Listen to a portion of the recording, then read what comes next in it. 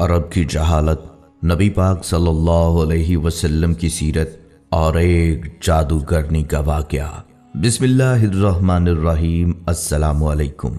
کیا آپ جانتے ہیں کہ اسلام سے پہلے رومی، ایرانی، سومیری اور ہندی تہذیبیں کیا تھیں؟ کیا آپ نبی پاک صلی اللہ علیہ وسلم اور جادوگرنی کے واقعے کے بارے میں جانتے ہیں؟ کیا آپ جانتے ہیں کہ آپ صلی اللہ علیہ وسلم کی وفات کو شہادت کیوں کہا گیا؟ یہ سب کچھ آپ کو آج کی ویڈیو میں بتایا جائے گا۔ امید ہے یہ ویڈیو آپ کو پسند آئے گی، لہٰذا آپ سے گزارش ہے اس پاک اور خوبصورت ویڈیو کو آخر تک ضرور دیکھیے گا۔ ناظرین، یہ عرب کی سرزمین کی کہانی ہے جس کی نہ کوئی تہذیب تھی نہ تمدن تھا، بلکہ یہ خطہ پوری دنیا سے الگ تھلگ ہو چکا تھا۔ دعوت الہی انبیاء علیہ السلام کا اولین فریضہ ہے اور اللہ تعالیٰ انبیاء علیہ السلام کو دنیا میں توحید خالص کے قیام کے لیے مبعوث کرتا ہے۔ دنیا میں جس قدر بھی انبیاء کرام آئے ہیں، سب نے اپنی قوم اور لوگوں کو ان کے خالق کی طرف بلایا ہے کہ تمہارا معبود حقیقی خدا تعالیٰ ہے، صرف اسی کی عبادت کرو اور اس کی تمام تر صفات کے ساتھ اس پر ایمان لاؤ۔ آپ صلی اللہ علیہ وسلم کا دنیا میں آنا اور خاص طور پر عرب کی سرزمین پر آنا جیسے روشنیوں کی نوید تھی۔ جو انقلاب عظیم آپ صلی اللہ علیہ وسلم نے دنیا میں برپا کیا، وہ اس سے قبل نہ کبھی کسی آنکھ نے دیکھا اور نہ کبھی کسی کان نے سنا۔ کہانی شروع ہوتی ہے جب سرزمین عرب میں ہر طرف ظلم و ستم، جبر و تشدد اور وحشت و بربریت نے ڈیرے ڈال رکھے تھے۔ کفر اور ظلم و جہالت کی تاریکی نے عالم انسانیت کو چاروں طرف سے گھیر رکھا تھا۔ عرب کی حالت دنیا کے دوسرے خطوں سے زیادہ دگرگوں تھی۔ جہالت اور نفس پرستی کی وجہ سے ان کی اخلاقی حالت انتہائی خراب تھی۔ شراب نوشی، عورتوں کا عریاں رقص، لڑکیوں کو زندہ دفن کر دینا، لاتعداد بیویاں رکھنا اور والد کے مرنے کے بعد دیگر چیزوں کے ساتھ ساتھ اپنی ماؤں کو بھی آپس میں بانٹ لینا اور بیویاں بنا کر رکھنا یا فروخت کر دینا عام تھا۔ بعض قبیلوں کا پیشہ ہی چوری، لوٹ مار اور قتل و غارت گردی تھا۔ جو عورت بیوہ ہو جاتی اسے 1 سال کی عدت گزارنا پڑتی اور اسے نہایت منحوس سمجھا جاتا۔ 1 سال تک اسے غسل اور منہ ہاتھ دھونے کے لیے پانی تک نہ دیا جاتا، نہ پہننے کے لیے لباس فراہم کیا جاتا۔ جیسے کہ حدیث پاک میں ہے، جب کسی عورت کا خاوند مر جاتا تو اس کو ایک کوٹھڑی میں داخل کر دیا جاتا۔ وہ خراب کپڑے پہن لیتی اور خوشبو کو ہاتھ نہ لگاتی، یہاں تک کہ 1 سال گزر جاتا۔ لوگ بچیوں کو زندہ درگور کر دیتے تھے۔ ان تمام برائیوں کے باوجود اہل عرب میں کچھ ایسی خصوصیات بھی تھیں جو آج کے مہذب اور ترقی یافتہ دور میں بھی ہمیں نظر نہیں آتی۔ مثلاً ایفائے عہد، حجاز کا عرب نہ کسی کا محکوم تھا اور نہ ہوس ملک گیری رکھتا تھا۔ شروع سے لے کر اس وقت تک کسی غیر نے ان پر حکومت نہیں کی۔ اہل عرب کی مہمان نوازی اپنے اور بیگانوں کے لیے عام تھی، لیکن ان سب خوبیوں کو ان کی بدکرداری، ظلم و عیاشی نے اپنے ناپاک دامن میں چھپا رکھا تھا، کیونکہ بے شمار برائیوں میں چند خوبیاں دب کر رہ جاتی ہیں۔ مزید یہ کہ ان کے نزدیک اچھائی اور برائی میں کوئی فرق نہ تھا، وہ ہر کام عادتاً کرتے تھے۔ یہی کیفیت ان کی مذہبی دنیا میں بھی تھی۔ مذہبی ذوق کی تسکین کے لیے انہوں نے بت تراش رکھے تھے، مگر پرستش کے باوجود وہ اپنے معبودوں کے تابع نہیں تھے۔ جو من میں آتا کر ڈالتے۔ نسلی تفاخر اپنی آخری حدوں کو چھو رہا تھا۔ وہ ہر غیر عرب کو گونگا کہا کرتے تھے۔ الغرض انسانیت، آمریت اور شہنشاہیت کے ظلم کا شکار تھی۔ شرف انسانی کی ہر قدر پامال ہو چکی تھی۔ عرب ہی نہیں، پوری دنیا ظلم و جبر کا منظر پیش کر رہی تھی۔ انسانی حقوق کا ہر تصور حکمرانوں کی انا کی گرد میں گم ہو چکا تھا۔ قبل از بعثت محمدی صلی اللہ علیہ وسلم روم اور ایران اپنے وقت کی عالمی طاقت کی حیثیت رکھتے تھے۔ اپنے وقت کی یہ سپر پاورز تہذیب نسل انسانی کے ارتقاء کی بجائے چھوٹے اور کمزور ممالک پر غلامی کی سیاہ رات مسلط کر کے ایک غیر فطری احساس برتری کے لا علاج مرض میں مبتلا تھیں۔ طبقاتی کشمکش تمام قباحتوں کے ساتھ ابن آدم کا مقدر بنی ہوئی تھی۔ समाजी बुराइयों का चुंगल ज़हन इंसानी तक मोहित हो चुका था। 4वीं सदी ईस्वी में नसरानी हज़रत ईसा अलैहिस्सलाम की तालीमात से बहुत दूर हो चुके थे। यूनानी खराफात से लेकर रोमी बुत परस्ती तक हर बुराई को ईसाई दुनिया ने अपने गले से लगा रखा था। ईसाई मजहब चंद बेजान अकायद और बेकैफ मरासम तक महदूद होकर रह गया था। रोम की मशरकी रियासत में इज्तमाई बदनज़मी अपनी इंतहा को पहुंच चुकी थी। मजबूर और बेबस अवाम के सब्र का पैमाना लबरेज हो चुका था और बड़े पैमाने पर फसादात शुरू हो चुके थे। नाज़रीन, इस्लाम एक मुकम्मल दीन और तरीक़ा ज़िंदगी है। इसका पेश करदा निज़ाम फ़िक्र व अमल हर दौर के इंसान की इनफरादी और इज्तमाई ज़िंदगी के हर पहलू के लिए काबिल अमल है। इस्लाम का पैरोकार इस बात का पाबंद है कि अपनी ख्वाहिशात को अल्लाह के दीन के ताबे कर दे और किसी भी ख्वाहिश की तकमील और तस्कीन के लिए सिर्फ वही रास्ता और तरीक़ेकार अपनाए जिसका तयन दीन में किया गया है। अल्लाह ताला का इरशाद है, ऐ लोगो जो ईमान लाए हो, दायरा इस्लाम में पूरे के पूरे दाखिल हो जाओ। और रसूलुल्लाह सल्लल्लाहु अलैहि वसल्लम ने फरमाया, तुम में से कोई भी उस वक्त तक मोमिन नहीं हो सकता जब तक उसकी ख्वाहिश मेरी लाई हुई तालीमात के ताबे ना हो जाएं। आप सल्लल्लाहु अलैहि वसल्लम की ज़िंदगी में हर शोबे से वाबस्ता अफराद के लिए रहनुमाई है। आप सल्लल्लाहु अलैहि वसल्लम दाई थे और मुरब्बी भी, काजी भी थे और जाहिद भी, सियासतदान भी थे और हुक्मरान भी, सिपाही थे और रहनुमा भी, बाप भी थे और शोहर भी थे। लिहाजा अगर आप दाई हैं तो सीरत नबी सल्लल्लाहु अलैहि वसल्लम के मुतालिया से दावत के कई उसलूब मिलेंगे। मालूम होगा कि कलमा तौहीद की सरबुलंदी की खातिर तकलीफ और आजमाइश के मौके पर एक दाई का सही किरदार क्या होना चाहिए। अगर आप ख़ानदान, कबीले या फ़ौज की क़यादत कर रहे हैं या ज़माम हुकूमत संभाले हुए हैं तो मुतालिया सीरत से एक मजबूत निज़ाम और मुस्तहकम असलूब मिलेगा। रसूलुल्लाह सल्लल्लाहु अलैहि वसल्लम ने अपनी उम्र के 15वें साल में ही अमन के एक मुआहदे में शिरकत की। अमीर, गरीब, सरदार और ग़ुलाम के लिए एक ही कानून वज़ा किया। रफ़ाही खिदमात में पेश रहे एक मुकम्मल मुआशी निज़ाम पेश किया जिसके मुताबिक तिजारत करके मुसलमानों ने ज़माम तिजारत, जिस पे बहुत अरसे से यहूदी काबिज़ थे, अपने हाथ में ले ली। मुख्तसर ये कि रसूलुल्लाह सल्लल्लाहु अलैहि वसल्लम की कोशिशों के नतीजे में जज़ीरतुल अरब, जो गोया एक मैदान जंग था, अमन का गहवारा बन गया। जहां भाई भाई का दुश्मन था वहां पूरा मुआशरा बाहम शिरो शुक्र हो गया। मुआशरे में ये तब्दीलियां कैसे आई, ये जानने के लिए भी मुतालिया सीरत इंतहाई ज़रूरत है। आप सल्लल्लाहु अलैहि वसल्लम की उम्र मुबारक के 20वें साल का एक वाक़या है। अरबों की सारी खराबियों के बावजूद उनके अंदर अभी तक इखलाक हुस्ना की बाज़ बाक़ियात मौजूद थीं। जुल्म के खिलाफ कभी कभार उनकी रगे हमीयत जाग उठती थी और वो जालिम से मजलूम का हक दिलाने के लिए सीना सपर हो जाया करते थे। कबीला बनु जुबैद का एक शख्स कुछ माले तिजारत लेकर मक्का आया। उसकी बेटी भी उसके साथ थी। उस ताजर से उसका सामान मक्का के मशहूर और मालदार सरदार आस बिन वाइल ने खरीद लिया, लेकिन उसने सीना जोरी करते हुए उस जुबैदी ताजर की बेटी को भी अपने कब्जे में ले लिया। वो अजनबी शख्स खाना काबा में आया और खाना काबा का गुलाफ पकड़कर बुलंद आवाज़ से रोते पीटते हुए फरियाद करने लगा, ऐ शहर मक्का के शुरफा, तुम्हारे बासर आदमी आस बिन वाइल ने मुझसे ज़बरदस्ती मेरी बेटी छीन ली है। मैं मुसाफिर हूँ, मजलूम हूँ, तुम्हारी खिदमत में दरख्वास्त गुजार हूँ कि मेरी दाद रसी करो और मेरी बेटी मुझे वापस दिलाओ।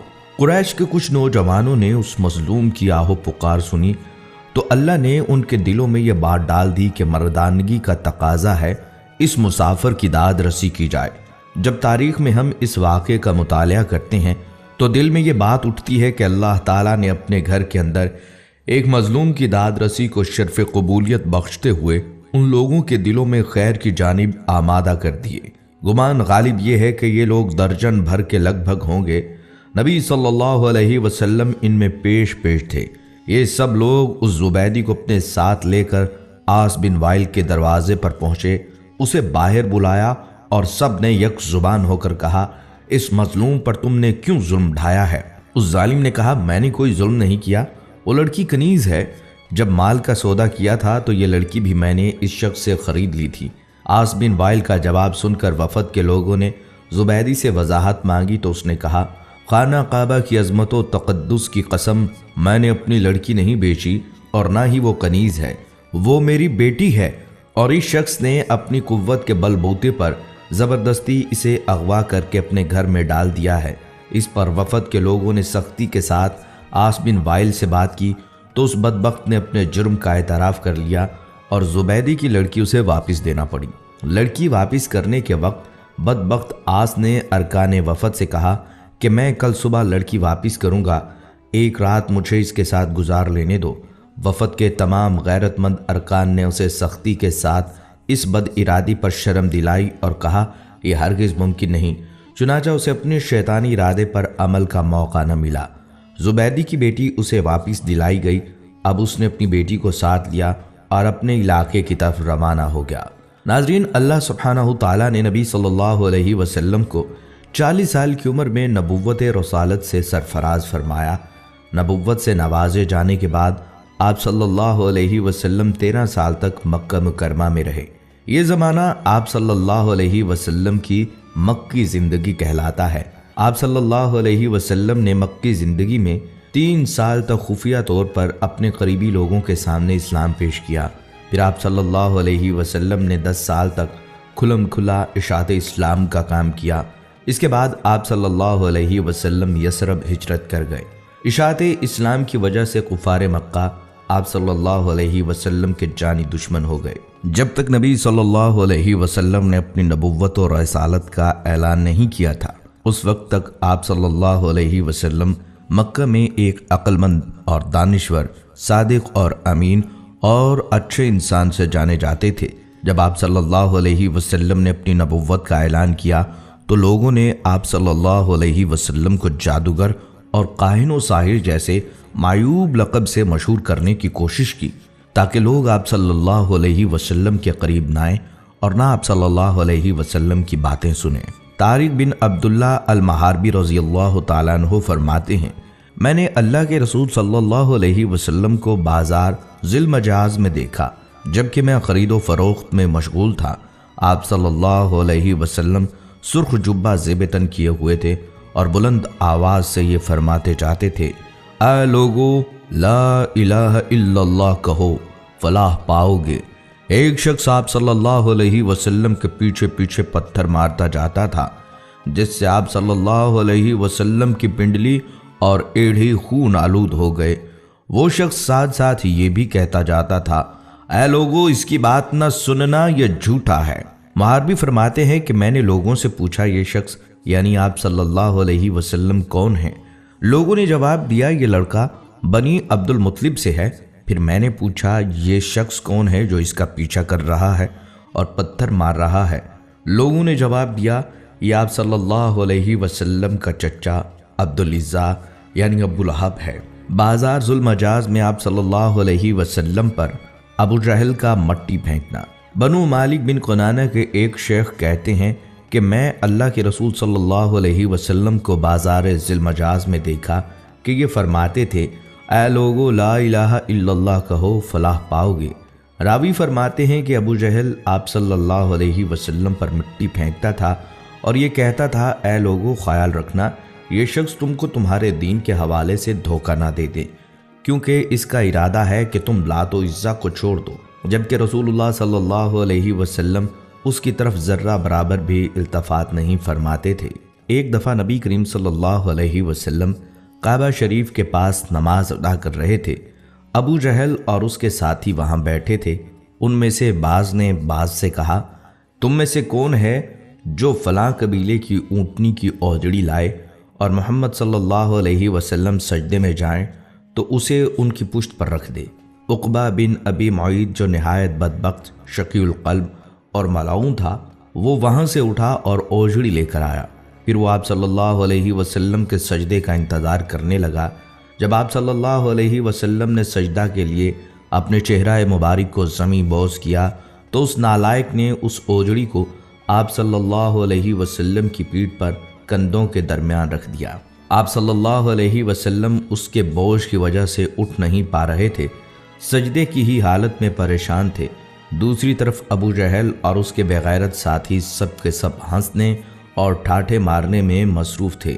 حضرت عبداللہ بن مسعود رضی اللہ تعالیٰ عنہ یہ سب کچھ دیکھ رہے تھے، مگر اپنی کمزوری اور ظالموں کے خوف سے رسول خدا صلی اللہ علیہ وسلم کا دفاع کرنے سے عاجز تھے۔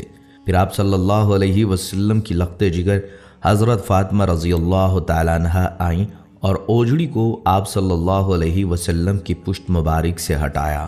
حضرت عروہ بن زبیر رحمۃ اللہ علیہ نے عبداللہ بن عمر بن عاص رضی اللہ تعالیٰ عنہ سے پوچھا، مجھے اس سخت تکلیف سے باخبر کیجئے جس سے مشرکین نے آپ صلی اللہ علیہ وسلم کو دوچار کیا۔ انہوں نے فرمایا، ایک بار نبی صلی اللہ علیہ وسلم حتیم میں نماز ادا کر رہے تھے، اچانک عقبہ بن ابی معیط آیا اور آپ صلی اللہ علیہ وسلم کی گردن میں اپنا کپڑا ڈال دیا۔ پھر اس نے سخت طریقے سے آپ صلی اللہ علیہ وسلم کا گلا گھونٹا۔ پھر ابو بکر رضی اللہ تعالیٰ عنہ آئے اور انہوں نے عقبہ کا موڈھا پکڑا اور اس کو نبی صلی اللہ علیہ وسلم سے ہٹایا اور فرمایا، کیا تم مار ڈالو گے اس شخص کو اس وجہ سے کہ وہ کہتا ہے کہ میرا رب اللہ ہے؟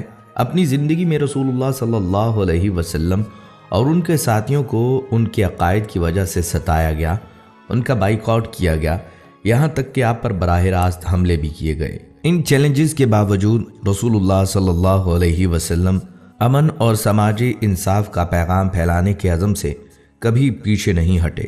انہوں نے اپنی اہلیہ اور قریبی ساتھیوں کی وفات سمیت کئی غم اٹھائے، یہاں تک کہ اپنے پیروکاروں کے ساتھ مل کر مساوات، انصاف اور بھائی چارے کے اصولوں پر مبنی ایک نیا معاشرہ قائم کرنے میں کامیاب ہو گئے۔ ناظرین، ایک یہودی جس کا نام لبید بن عاصم یہودی تھا، اس نے حضور اقدس صلی اللہ علیہ وسلم پر جادو کر دیا۔ بعض روایات میں آتا ہے لبید بن عاصم یہودی جس نے نبی صلی اللہ علیہ وسلم پر جادو کیا تھا، اس نے اپنی لڑکیوں کو جادو سکھایا تھا اور ان لڑکیوں نے تانت کے دھاگے کو لے کر اس میں گرہیں باندھی تھیں اور اس تانت کے دھاگے کو کنگھے کے اندر لگا دیا تھا۔ اس جادو کی وجہ سے نبی صلی اللہ علیہ وسلم کی طبیعت کچھ ناساز ہو گئی، اور ناساز اس طرح ہوئی کہ بعض اوقات وحی کے علاوہ دیگر امور میں آپ صلی اللہ علیہ وسلم ایک کام کر لیتے مگر خیال ہوتا تھا کہ نہیں کیا۔ ایک دن آپ صلی اللہ علیہ وسلم نے حضرت عائشہ صدیقہ رضی اللہ تعالیٰ عنہما سے فرمایا کہ مجھے جو تکلیف چل رہی ہے اس کے بارے میں اللہ تبارک و تعالیٰ نے مجھے خواب میں اس کا اصل سبب بتا دیا ہے۔ میں نے خواب دیکھا ہے کہ دو فرشتے آئے اور آ کر میرے پاس بیٹھ گئے اور انہوں نے آپس میں گفتگو شروع کی کہ ان صاحب کو کیا ہوا، ان کو کیا تکلیف ہے۔ دوسرے فرشتے نے جواب دیا کہ ان پر کسی نے جادو کر دیا ہے۔ پہلے فرشتے نے پوچھا کس نے جادو کیا ہے؟ دوسرے نے جواب دیا لبید بن عاصم کے نام سے ایک یہودی ہے، اس نے جادو کیا ہے۔ پھر پہلے نے سوال کیا کہ کس چیز میں جادو کیا ہے اور کہاں کیا ہے؟ دوسرے فرشتے نے جواب دیا کنگھے کے ذریعے جادو کیا ہے اور کنگھے کے اندر جو بال آ جاتے ہیں کنگھا کرتے وقت ان بالوں کو بھی استعمال کیا ہے۔ پوچھا کہ کہاں ہے؟ جواب دیا وہ ایک کنواں ہے، وہاں پر اس نے جادو کے کلمات پڑھ پڑھ کر وہاں دفن کیے ہیں۔ یہ ساری تفصیل نبی صلی اللہ علیہ وسلم کو فرشتوں کے ذریعے بتا دی گئی۔ حضرت عائشہ رضی اللہ تعالیٰ عنہا سے آپ صلی اللہ علیہ وسلم نے فرمایا کہ اللہ تعالیٰ نے میری اس تکلیف کے بارے میں مجھے ساری تفصیلات بتا دی ہیں۔ چنانچہ نبی صلی اللہ علیہ وسلم خود اس کنویں کے پاس تشریف لے گئے اور وہاں جا کر دیکھا اس کا پانی بالکل پیلا پڑا ہوا تھا۔ وہاں سے وہ کنگھا بھی برآمد ہو گیا، کنگھے کے اندر جو بال تھے وہ بھی برآمد ہو گئے۔ مدینہ منورہ میں ایک یہودی عورت تھی، اس کا نام لبیطۃ الحمرا تھا۔ وہ ایک بہت ہی خبیث اور بدذات عورت تھی اور وہ حضور صلی اللہ علیہ وسلم سے بہت زیادہ جلتی تھی۔ وہ چاہتی تھی کہ نعوذ باللہ آپ صلی اللہ علیہ وسلم اس دنیا سے رخصت ہو جائیں۔ ایک دن اس عورت نے ایک جادوگر کے پاس جا کر کہا وہ حضور صلی اللہ علیہ وسلم پر ایسا جادو کریں کہ بیمار ہو جائیں۔ جادوگر نے اس خبیث عورت کو ایک تعویذ دیا اور اسے حکم دیا کہ وہ اس تعویذ کو حضور صلی اللہ علیہ وسلم کے گھر میں کسی جگہ چھپا دے۔ جادوگر کی بات پر عمل کرتے ہوئے اس عورت نے وہ تعویذ آپ صلی اللہ علیہ وسلم کے گھر میں کسی جگہ چھپا دیا۔ تعویذ کے اثر سے آپ صلی اللہ علیہ وسلم کی طبیعت ناساز ہو گئی۔ صحابہ کرام اس بات سے بہت پریشان تھے۔ انہوں نے آپ صلی اللہ علیہ وسلم کی صحت کے لیے دعائیں کی، لیکن حضور صلی اللہ علیہ وسلم کی طبیعت بہتر نہیں ہو رہی تھی۔ ایک دن حضور صلی اللہ علیہ وسلم کے صحابی حضرت زید بن حارثہ رضی اللہ تعالیٰ عنہ کو ایک خواب آیا۔ خواب میں اللہ تعالیٰ نے انہیں بتایا کہ آپ صلی اللہ علیہ وسلم پر جادو کیا گیا ہے۔ حضرت زید بن حارثہ رضی اللہ تعالیٰ عنہ نے آپ صلی اللہ علیہ وسلم کو خواب کے بارے میں بتایا۔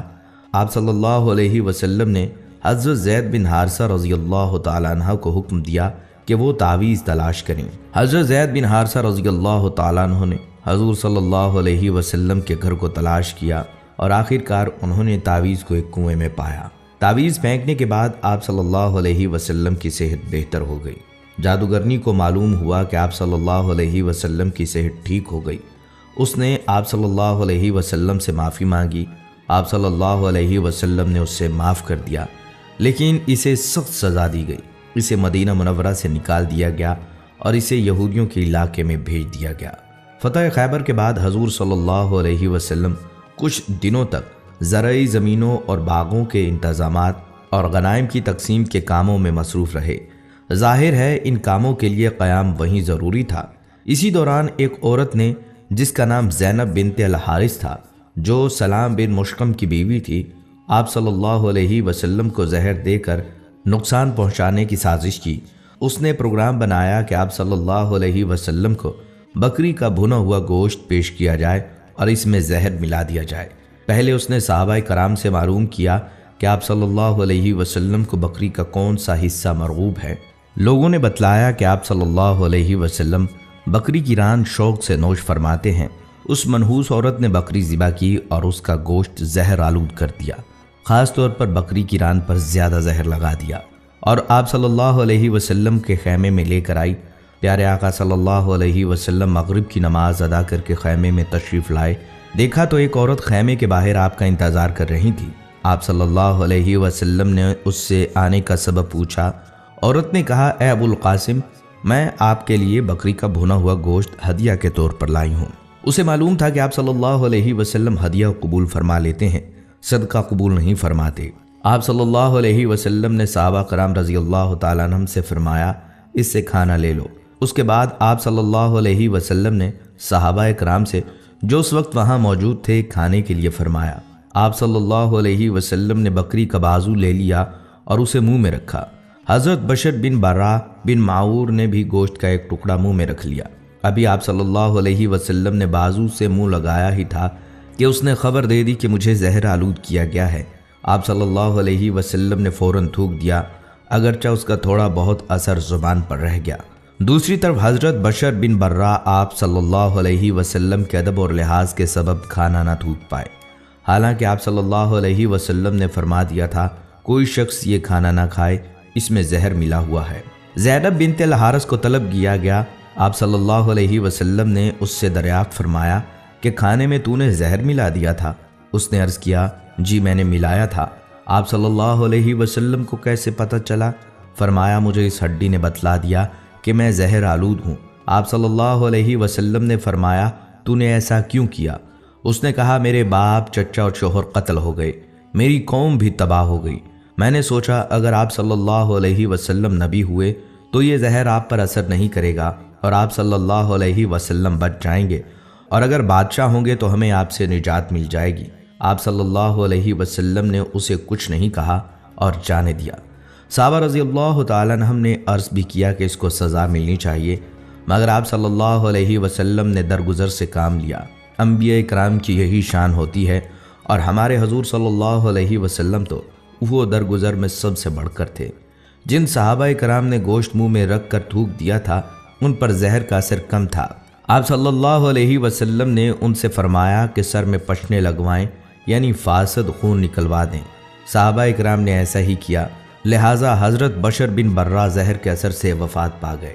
رسول اللہ صلی اللہ علیہ وسلم اس واقعے کے بعد 3 برس تک حیات رہے، لیکن اس زہر کا اثر محسوس فرماتے رہے، یہاں تک کہ مرض وفات میں اس کا اثر کچھ زیادہ ہی محسوس فرمایا۔ ایک روز حضرت عائشہ رضی اللہ تعالیٰ عنہا سے فرمایا، اے عائشہ، میں نے خیبر میں جو کھانا کھا لیا اس کا اثر آج تک محسوس کر رہا ہوں۔ اسی لیے علماء کرام فرماتے ہیں کہ آپ صلی اللہ علیہ وسلم نے شہادت پائی۔ ناظرین کرام، یہ تھی ہماری آج کی ویڈیو، امید ہے آپ کو پسند آئی ہوگی۔ اگر آپ کو یہ ویڈیو پسند آئی ہے تو ہمارے چینل کو سبسکرائب کریں اور اس ویڈیو کو باقی دوستوں کے ساتھ ضرور